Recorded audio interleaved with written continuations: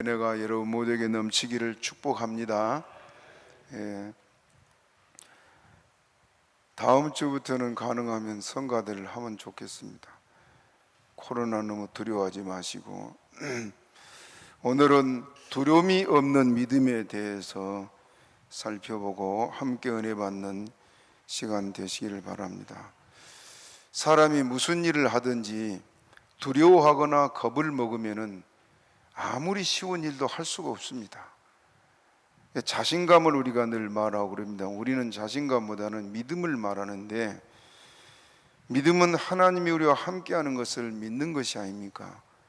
그러므로 세상을 살아가는 성도라면 세상에 대한 두려움이 없어야 됩니다. 오늘 시편 27편은 다윗의 시로, 그는 1절에서 여호와는 나의 빛이요 나의 구원이시니 내가 누구를 두려워하려고, 그렇게 말하고 있습니다. 다윗을 에워싼 숱한 원수들, 또 걱정, 근심, 두려움, 이것들이 다윗에게는 끊임없이 있었잖아요. 젊은 시절을 험악하게 보냈던 것이 다윗입니다. 우리가 잘 알다시피 다윗이 요나단에게 한 말이 있지 않습니까? 죽음과 나 사이는 한 걸음밖에 안 된다. 매일 매 순간이 죽을 일로 가득했던 것이 다윗이었습니다. 그런데도 그가 그렇게 이스라엘의 왕 중의 왕이 될 수 있었던 것은 한 가지요, 하나님을 믿는 믿음이 온전했기 때문에 그렇습니다. 다윗은 그러므로 나는 겁내지 않는다, 두려워하지 않는다는 것이 오늘 그의 고백이요 찬송인 것입니다. 우리는 이 시편에서 무엇이 우리를 두려워하게 하고 있으며 그것들을 어떻게 극복해 가는가를 말씀하고 있습니다. 그러므로 먼저는 첫 번째로 우리가 생각할 것은 우리를 두렵게 하는 것들 한번 생각해 봅시다. 2절 같이 읽어봅시다. 2절 시작. 나의 대적, 나의 원수된 행악자가 내 살을 먹으려고 내게로 왔다가 실족하여 넘어졌도다. 나의 대적, 나의 원수된 행악자, 내 살을 먹으려고 말하고 있습니다. 또 3절에 보게 되면은 군대가 나를 대적하여 진칠지라도, 군대는 전쟁을 하기 위해서 완전 무장을 하고 덤벼든 거 아니에요. 그런데도 이런 모든 위기 앞에, 두려움 앞에 떨지 않은 것이 바로 다윗인데, 우리를 두렵게 하는 일들이 다윗에게만 아니고 우리가 살아가는 세상에 늘 있습니다. 지금 이 코로나 때문에 두려워서 떨고 있는데, 우리나라 지금 이 정치인들이 코로나 정치한다고 늘 그러지 않습니까? 이걸 이용해 가지고 지금 국민들을 아주 가지고 노는 지금 그런 실정이에요. 그런데 여러분들은 두려워 떨지 말기 바랍니다. 감기보다 못한 코로나라 그러잖아요. 우리 지금 어린 가인이도 그 코로나를 걸려봤지만은 아무리 함께 뛰어놀다가 나왔는데 뭐가 걱정입니까? 기저질환이 있는 사람들 같으면 또 몰라도 여러분들 조금도 두려워하지 말기를 바랍니다. 아무튼 우리가 세상을 살아가는 동안에 근심 걱정할 일, 두려워할 일들이 늘 우리 앞에 닥쳐옵니다. 심리학자들은 사람에 따라 다르긴 하지만은 75가지 되는 공포증이 있다, 그렇게 말을 합니다. 예를 들면은 높은 곳을 두려워하는 사람에게는 고소공포증이 있고, 낮은 곳을 두려워하는 곳은 저소공포증, 전쟁이 일어날까봐 라면 사재기, 또 휴지 사재기, 양초 사재기까지 이런 일들 하는 사람들은 전쟁 공포증이 있는 사람들. 새로운 것을 무조건 싫어하는 신공포증이 있고, 신공포증은 새 사람이 두려워서 결혼도 못하고, 새 집이 두려워서 이사도 못 가고, 새집 증후군 요즘 그래서 하는데, 또 망할까 두려워서 새 사업도 시작하지 못하는 심리 상태를 보인다 그럽니다. 이 심리학자들의 분석이요, 전쟁이 일어나면 어떻게 하나, 병 걸려 죽으면 어떻게 하나, 이런 걱정 또 두려움은 다윗에게도 있었고 현대를 살아가는 우리들에게도 있습니다. 그 두려움은 믿는 자, 불신자만 있는 것이 아니고 믿는 우리들에게도 늘 이런 두려움과 걱정거리가 우리 앞에 몰려오게 되어 있습니다만은, 그러나 오늘 주님께서는 우리에게 두려워하지 말 걸 말씀하고 있습니다. 신앙생활도 아무런 이익이 되지 못한다는 것이고 걱정이 있을 수는 있지만은, 그러나 그 걱정에 빠져버리면 헤어날 수가 없는 것입니다. 그렇기 때문에 세상을 살아가다 보면 우리를 두렵게 하는 일, 걱정 근심하게 할 일들이 많이 있습니다. 그런데 두렵지 않는 이유, 오늘 본문에서 1절 우리 다시 읽어봅시다. 1절 시작. 여호와는 나의 빛이요 나의 구원이시니 내가 누구를 두려워하리요. 여호와는 내 생명의 능력이시니 내가 누구를 무서워하리요. 왜 두렵지 않는다 그랬습니까? 하나님이 함께 하시기 때문입니다. 하나님은 전능자 아니에요? 모든 것을 주관하고 다스리시니가 우리 주님이시고, 천지 만물을 주님이 홀로 지으신 전능하신 하나님이에요. 그런데 그 하나님이 우리와 함께함을 믿는다면 두려움이 있습니까? 우리에게 그런 믿음이 별로 없어서 늘 두려워한단 말이에요. 두려워하지 않은 이유, 여호와는 나의 빛이요 나의 구원이시니 내가 누구를 두려워하리요. 여호와는 내 생명의 능력이시니 내가 누구를 무서워하리요. 다윗의 믿음, 이런 믿음이 있어서 그는 그 많은 위기 앞에, 죽음 앞에 몰려도 그가 당당히 승리할 수 있었던 비결이 이 믿음이요. 독일의 나치 수용소에 수감되었다가 극적으로 살아남았던 사람이 있습니다. 코리 텐붐 여사라는 분인데, 이 위기에서 여러분이 알다시피 독일의 나치 수용소의 유태인들은 독일 사람들이, 이 히틀러가 얼마나 잔인하게 죽였습니까? 우리가 잘 알다시피 가스실에 데려가서 죽인 사람이 어마어마하고, 그 사진들을 보면요 벌거벗겨 갖고 시체들을 남녀 시체를 산더미로 쌓아놓고 죽여요. 참 잔인하게 했습니다. 심지어는 사람의 가죽을 벗겨가지고 구두를 만들고 그렇게까지 했다 그래요. 그렇게 잔인하게 히틀러가 사람을 죽였는데 언제 죽을지 몰라요. 제가 고등학교를 다닐 때 안나의 일기를 봤는데 시시각각 조여오는 그 죽음의 공포, 한 사람 불려나가면 내 차례는 언제일까 하는 그런 두려움이 늘 이 수용소에 갇혀있는 유태인들에게 있었어요. 그런데 다 죽고 이 코리 텐붐 이 여사가 살아났는데, 이 사람이 한 유명한 말이 있습니다. 지금 우리가 기차를 타면 터널도 이렇게 실내에서 불이 켜져서 환입니다만, 옛날 기차는 그러지 않았던가 봐요. 이게 터널을 통할 때는 캄캄해지는, 그것을 가리켜서 말하면서 기차가 캄캄한 터널 속으로 들어가 어두워졌다고 해서 기차표를 찢어버리거나 기차에서 뛰어내리면 안 된다. 조용히 앉아 기관사를 믿고 기다리노라면 잠시 후 터널 밖으로 나가 밝은 세상을 볼 수 있게 된다. 그러지 않습니까? 우리가 지금 인생의 터널을, 이렇게 어두운 터널을 통과해야 될 때가 많이 있습니다. 지금 우리가 이 전국적으로 아니면 세계적으로 이 코로나 때문에 어두운 터널을 통과하는, 특히 우리나라 지금 선진국들은 백신을 57%에서 60 몇 프로까지 다 맞았대요. 근데 우리는 겨우 10% 지금 맞춰놓고 국민들을 희롱하고 있는데, 그래도 여러분들 두려워하지 말기 바랍니다. 우리 중에 누구 한 사람 코로나 죽은 사람이 있어요? 또 여러분이 살아가다 여러 가지 어려운 일을 만나고 인생의 터널을 지금 가고 있다.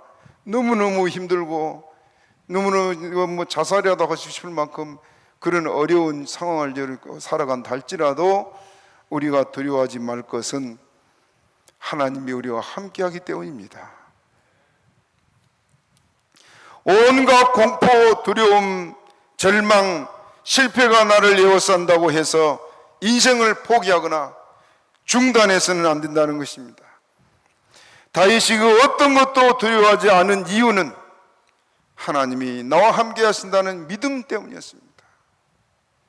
예수를 믿는다고 성경책을 들고 교회를 다니면서도 하나님이 나와 함께하는 걸 믿지 못하기 때문에 늘 불안하고 늘 걱정되고 두렵고, 이제는 좀 그 자리에서 일어나서 주님 바라보는 믿음 되시기를 바랍니다.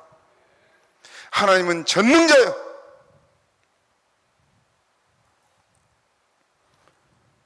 다윗은 소년 시절부터 골리앗과 마주쳐서 싸운 그런 경험이 있는 사람 아니에요? 골리앗 그 키가 얼마냐? 성경에 6규빗 한 뼘이라고 그래요. 6규빗 한 뼘. 한 규빗이 남자의 손가락 끝에서 팔꿈치까지요. 제가 재봤어요. 자로 재니까 50cm가 돼요. 50cm. 한 규빗인 게 50cm요. 그럼 6규빗이면 얼마예요? 3m예요. 한 뼘이면은 여기 한 25cm 되더라고요. 제 손으로. 그러니까 3m 20 아니면 3m 25. 손이 큰 사람 같으면 3m 뭐 30도 될 수도 있겠죠. 골리앗의 키가 이렇게 컸단 말이에요. 골리앗의 키가. 그런 골리앗과 다윗이 싸울 때 골리앗은 갑옷을 입고 손에 든 칼이 57kg이나 됩니다. 57kg. 57kg를 그냥 막 휘두르는데 얼마나 힘이 장사 모르겠습니까?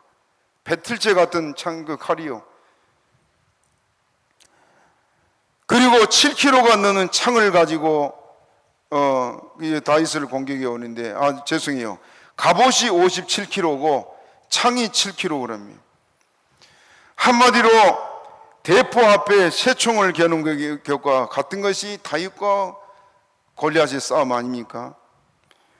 그러나 다윗은 천으로 만든 옷을 입고 허리에 띠를 둘렀습니다. 그리고 손에는 돌을 끼워 던질 수 있는 물매 하나하고 돌 5개요.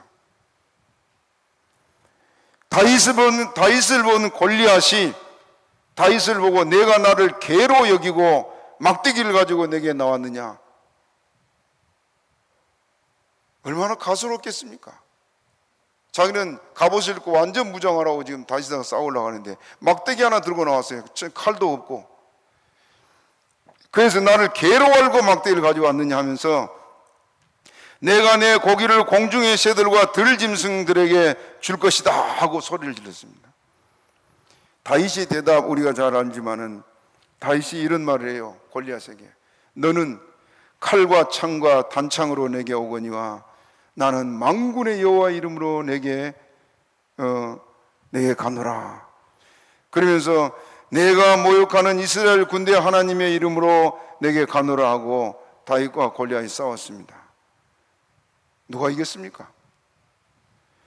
다윗이 물맷돌 5개로 가져갔는데 몇 개로 이겼어요? 1개로 이겼습니다. 그럼 몇 개 남았습니까? 4개 남았어요. 그러면 골리앗 같은 사람이 4명이 와도 죽일 수 있는 것이 남아있단 말입니다. 여러분 같으면 이런 상황에 다윗같이 나가 싸울 수 있는 사람 손 한번 들어봐요. 이스라엘 모든 군대는 지금 숨어서 벌벌 떨고 있었습니다. 그 사람들은 아무것도 못해. 왜? 두려움에 떨고 있으니까. 그러나 다윗이 나가서 이길 수 있었던 것이 무엇 때문입니까? 하나님이 나와 한편이다. 따라합시다. 여호와는 내 편이시라. 내게 두려움이 없나니 사람이 내게 어찌할꼬. 다윗은 평생에 이 믿음을 했어요. 하나님은 내 편이다. 하나님은 어떤 분이요? 전능자예요, 전능자. 예? 온 세계를 하나님 말씀 한마디로 만들었지만은 그 말씀 한마디로 모든 것을 쓸어버릴 수 있는 능력이 있는 것이 주님 아니에요. 우리가 살고 죽는 것도 하나님의 손에 있고, 그런 하나님을 다윗은 믿었기 때문에 돌멩이 하나 가지고 그 거대한 골리앗을 이길 수 있었습니다. 여러분, 그 다윗이 던진 돌이 지금 여기 이마에 인중이 여기에 맞았어요. 여기에 박혀버렸죠, 돌이. 그때 여러분이 뭐 사극을 봐서 알겠지만 갑옷이 눈하고 코하고 입만 내놔요, 이렇게. 그리고 어느 한 곳 공격할 데가 없습니다. 칼을 들어도 안 돼. 그런데 세상에 그 돌이 하필은 여기가 맞을 거면 눈썹 사이 위에 하나님이 하신 겁니다. 그 돌이 빗나갔더라면 어떻게 되겠습니까? 다윗은 죽었지요, 영락없이. 하나님을 의지하고 사는 사람은요, 하나님이 책임져 주십니다. 두려워하지 말기를 바랍니다. 예수를 믿는 사람은 믿노라고 말만 하지 말고 담대하게 주를 믿고 따라가는 용기가 있기를 축복합니다. 만군의 여호와의 이름과 그 능력을 믿고 의지하는 사람들은 넉넉히 이기고 남게 됩니다. 골리앗을 이기게 하신 것이 하나님이요, 그 하나님이 우리와 함께 하시고 우리의 원수 행악자도 질병도 죽음도 고통도 실패도 두렵지 않게 승리하게 해줄 것이 우리 주님인 것을 믿으시기를 바랍니다. 다윗의 믿음, 곧 그것이 우리의 믿음이 되기를 바랍니다. 셰익스피어라고 여러분 영국의 극작가가 있어요. 잘 아시죠? 이 사람이 이런 말을 했습니다. 큰 고통은 작은 고통을 치료한다. 큰 고통은 작은 고통을 치료한다. 그러나 하나님은 우리의 모든 고통을 언제 어디서나 치료하신 분임을 믿으시기 바랍니다. 우리가 할 수 없는 것을 능히 할 수 있는 것이 우리 주님 아니세요? 그 든든한 주님을 우리가 의지하고 살면서 걱정할 게 뭡니까? 주님 뜻대로 다 살지 못한 걱정은 필요합니다마는 세상 일로 두려워하지 말기를 바랍니다. 마틴 루터는 종교개혁자로 우리가 잘 알지 않습니까? 그가 종교개혁의 기치를 들고 당시 중세시대에는 암흑시대 그러잖아요. 교황의 권세가요, 로마 황제도 그 앞에 무릎을 꿇려놓고 교황 앞에 벌벌 떨겠습니다. 그런 교황과 그 추종자의 세력들이 루터를 죽이려고 그랬습니다. 루터는 하나님은 내 편이라는 신앙으로 이웃과 죽음의 공포를 두려워하지 않고 종교개혁의 횃불을 지펴나갔습니다. 그때 지은 찬송을 우리가 잘 알다시피 내주는 강한 성이요 방패와 병기 되시니 큰 환난에서 우리를 구원하여 내시리로다.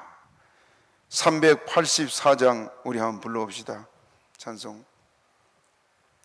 내주는 강한 성이요 방패와 병기 되시니 큰 환난에서 우리를 구하여 내시리로다.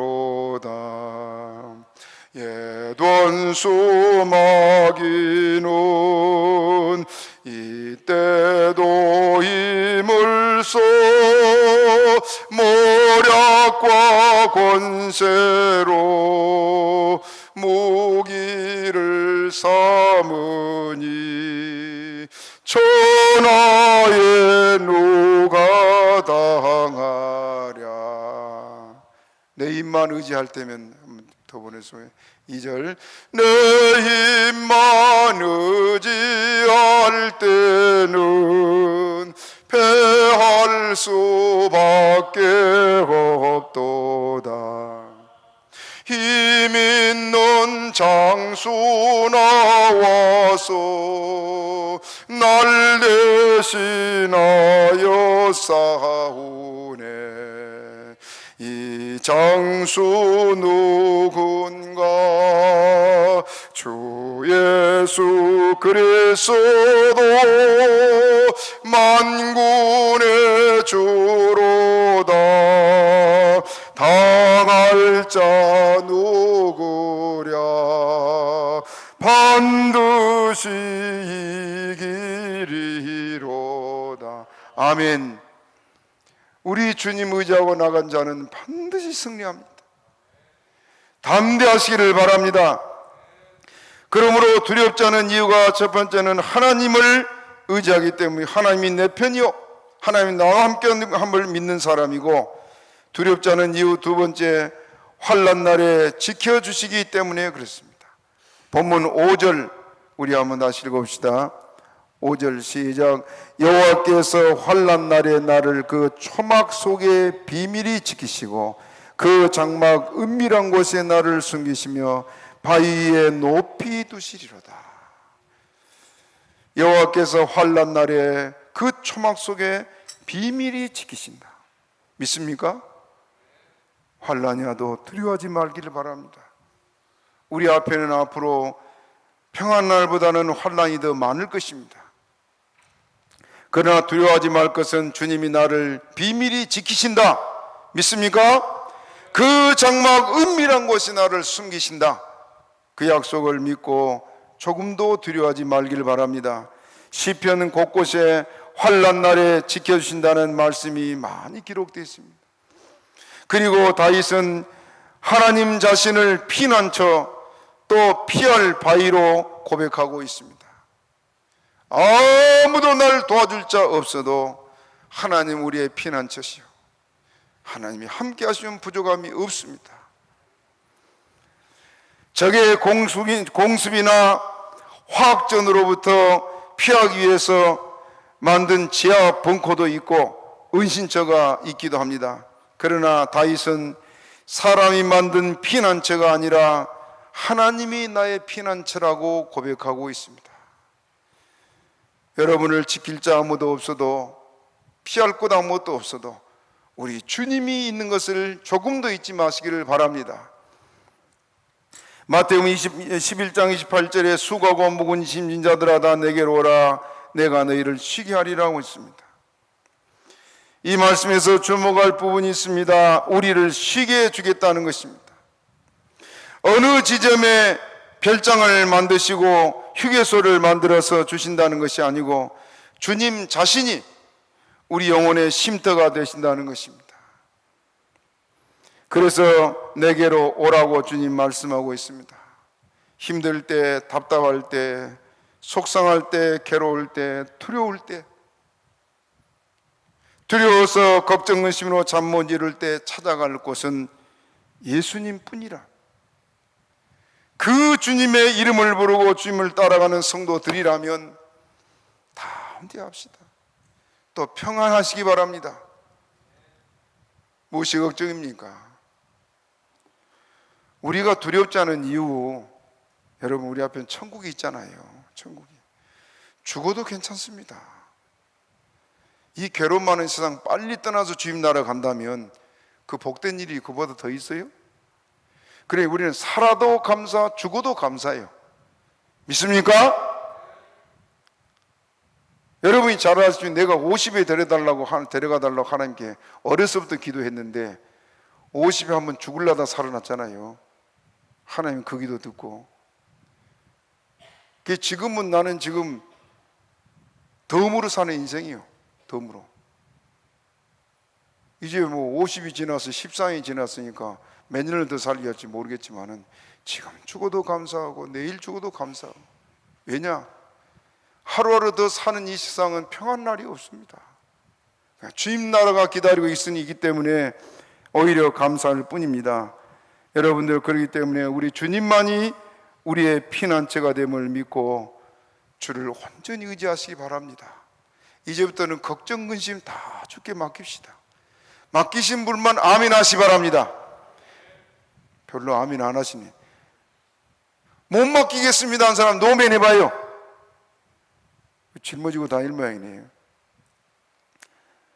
79장을 저는 즐겨 부르는데 한번 불러봅시다. 79장 찬송. 피난처 있으니 환난을 당한 자. 한번 같이 불러봐요. 시작. 피난처 있으니 환난을 당한 자 이리 오라. 땅들이 변하고 물결이 일어나 산 위에 넘치되 두렵지 않네. 이방이 떠들고 나라들 모여서 진동하나. 우리 주 목소리 한 번 발하시면 천하의 모든 것 망하겠네. 아멘. 우리 주님은 우리의 확실한 피난처입니다. 사방으로 둘러봐도 나를 지켜줄 자 없고 보호할 곳 없어도, 뭐 하나 숨길 곳 없어도 하나님이 우리의 피난처예요. 그 하나님을 믿는 성도들이요, 왜 두려워하고 걱정이 많습니까? 담대하시기 바랍니다. 주를 믿는 사람의 마음에는 찬송이 넘치게 되어 있습니다. 두려워하지 않은 이유 세 번째, 하나님이 우리를 버리지 않겠다고 약속이기 때문에 그렇습니다. 10절 우리 같이 읽어봅시다. 10절 시작. 내 부모는 나를 버렸으나 여호와는 나를 영접하시리로다. 내 부모는 나를 버렸으나 여호와는 나를 영접하시리로다. 우리 주님은 어제나 오늘이나 영원토록 동일하시다 그랬지요. 과거에는 날 사랑했는데 지금은 사랑하지 않느냐? 아닙니다. 변한 건 내가 변했지 하나님은 변하지 않습니다. 그럼 우리 주님께서 우리를 버리지 않겠다는 약속을 끝까지 지킬 줄 믿으시길 바랍니다.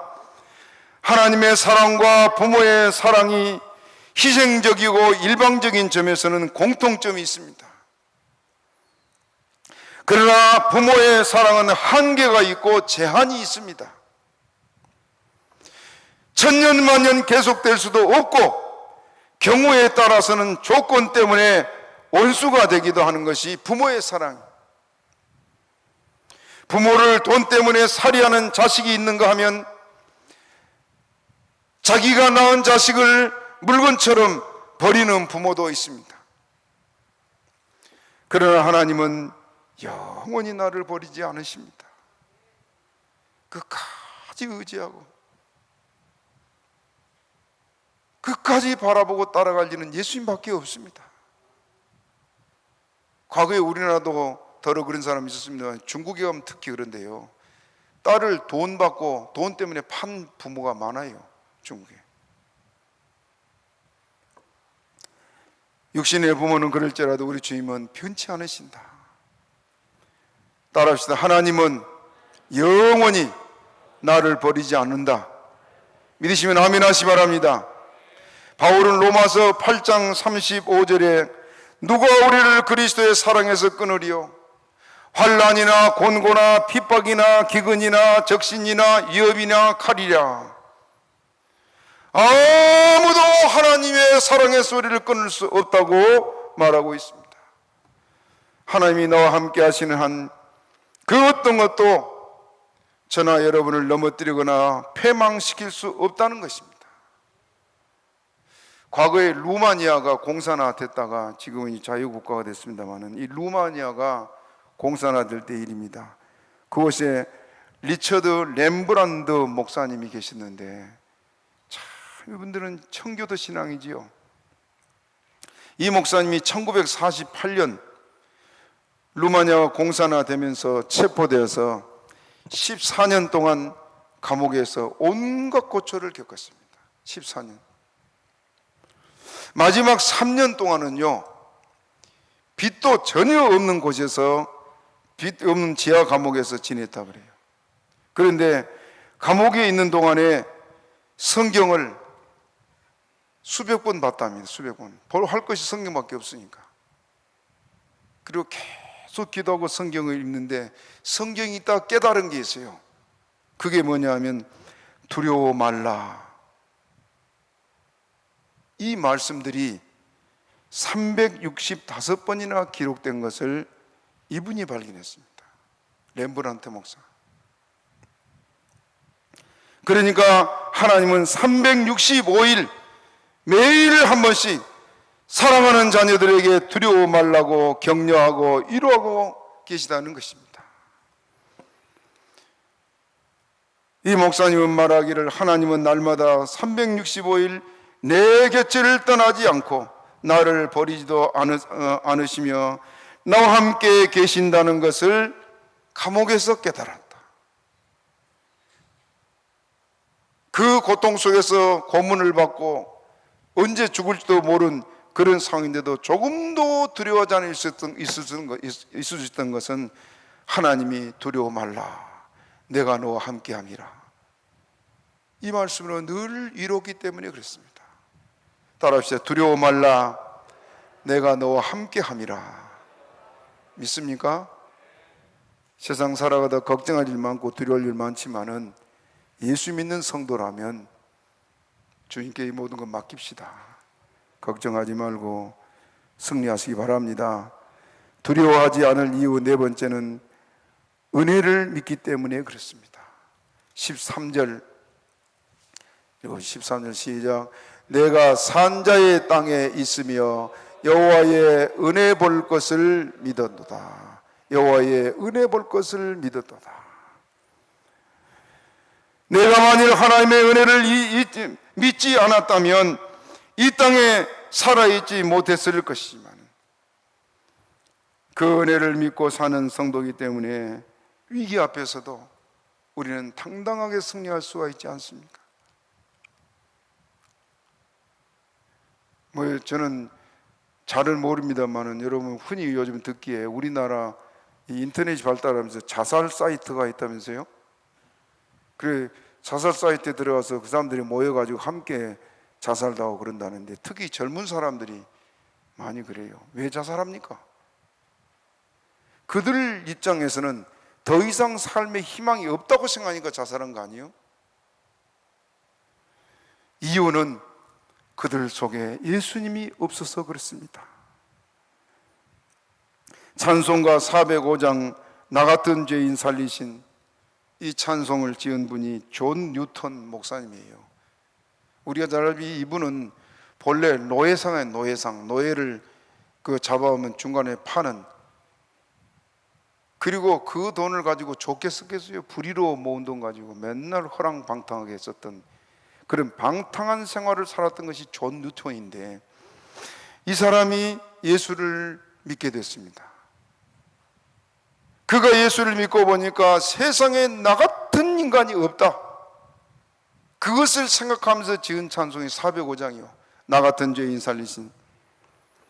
1979년에 이 찬양을 지었는데 뉴턴은 4절로 된 찬송과 가사 속에서 나 같은 죄인을 살려주신 것도 큰 죄악에서 건져주신 것도 지금껏 내가 살게 된 것도 또 영영이 주님과 함께 천국에 살게 된 것도 모두가 주님의 은혜다.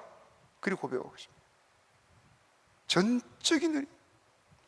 요즘 따라 저도 이 생각을 많이 합니다. 하나님의 은혜가 아니면 살 수가 없어요. 바울 사도가 모든 사도보다 비교하지 못할 만큼 일을 많이 했잖아요. 그러면 어깨에 힘줄만 하고 큰 소리 칠만 한데 바울이 중요한 걸 고백을 합니다. 나의 나 된 것은 하나님의 은혜로 된 것이니 내게 주신 그 은혜가 헛되지 아니하여 내가 모든 사도보다 더 많이 수고하였으나 내가 아니요 따라합시다. 하나님의 은혜로라. 지금까지 우리가 살아온 것이 하나님의 은혜였습니다. 앞으로도 그 은혜로 살 줄로 믿습니다. 405장 3절 4절만 우리 한번 불러봅시다. 이제껏 내가 산 것도 주님의 은혜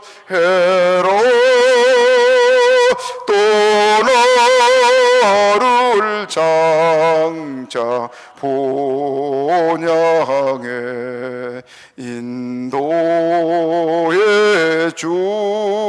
주시리. 거기서 우리 영원히 주님의 은혜로 해처럼 밝게 살면서 주 찬양하리.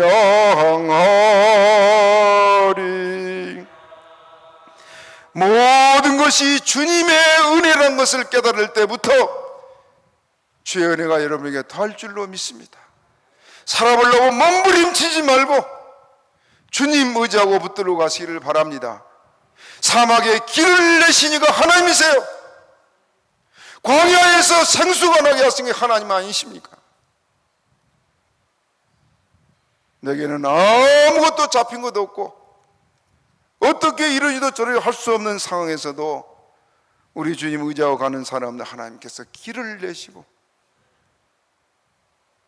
이스라엘 백성들이 광야를 갈 때 반석에서 물을 낸 것처럼 여러분 앞에 생수를 터져나오게 할 줄로 믿습니다. 그러므로 그 주님 바라보고 은혜가 아니면 살 수 없음을 알고 주의 은혜 앞에 여러분 자신을 맡기시기를 바랍니다. 이제 크게 세 번째로는 두려움이 없는 믿음의 삶에 대해서, 두려움 없는 삶을 본문에서는 세 가지로 말씀하는데, 첫째는 안연하다는 표현을 씁니다. 3절 돌아와서 다시 읽읍시다. 3절 시작. 군대가 나를 대적하여 진칠지라도 내 마음이 두렵지 아니하며 전쟁이 일어나 나를 치려 할지라도 내가 오히려 안연하리로다. 오히려 뭐라고요? 안연하리로다. 안연하다는 것은 편안하다는 뜻입니다. 이것은 당연한 기결입니다. 하나님께 다 맡겼기 때문에 걱정도 없고 두려움도 없고 겁도 없습니다. 그러니 그 마음이 편할 수밖에 없지 않습니까? 요한복음 14장 1절, 너희는 마음에 근심하지 말라. 하나님을 믿으니 또 나를 믿어라 그랬습니다. 주를 믿는 사람이라면 근심 걱정 주께 맡기면 됩니다. 걱정해서 될 일 있습니까? 아무것도 없지요. 그렇기 때문에 이제 예수를 믿고 살아가는 성도, 믿음 안에 있는 사람들은 평안하게 안연하게 승리하는 삶이 되시기를 바랍니다. 두 번째로는 찬송하며 사는 사람입니다. 6절 같이 읽어봅시다. 6절 시작. 이제 내 머리가 나를 두른 내 원수 위에 들리리니 내가 그 장막에서 즐거운 제사를 드리겠고 노래하며 여호와를 찬송하리로다. 여호와를 뭐라고요? 찬송하리. 두려움 없는 믿음의 사람은 늘 그 입에 찬송이 끊이질 않습니다. 사도행전 16장에 여러분 우리가 잘 아는 바울과 실라가 전도하다가 얻어맞고 감옥에 갇혔잖아요. 죽도록 맞아요. 죽도록 맞아요. 온몸 막 살까지 터지고 막 피투성이고 얼마나 맞았겠어요. 그들이 죽은 자 같이 되니까 끌어다가 이제 감옥에, 깊은 감옥에 쳐넣어놨는데 밤중에 일어나가지고 뭐 했어요? 찬송하고 기도했습니다. 여러분 같은 걸 할 수 있겠어요? 왜 바울과 실라가 그랬을까요?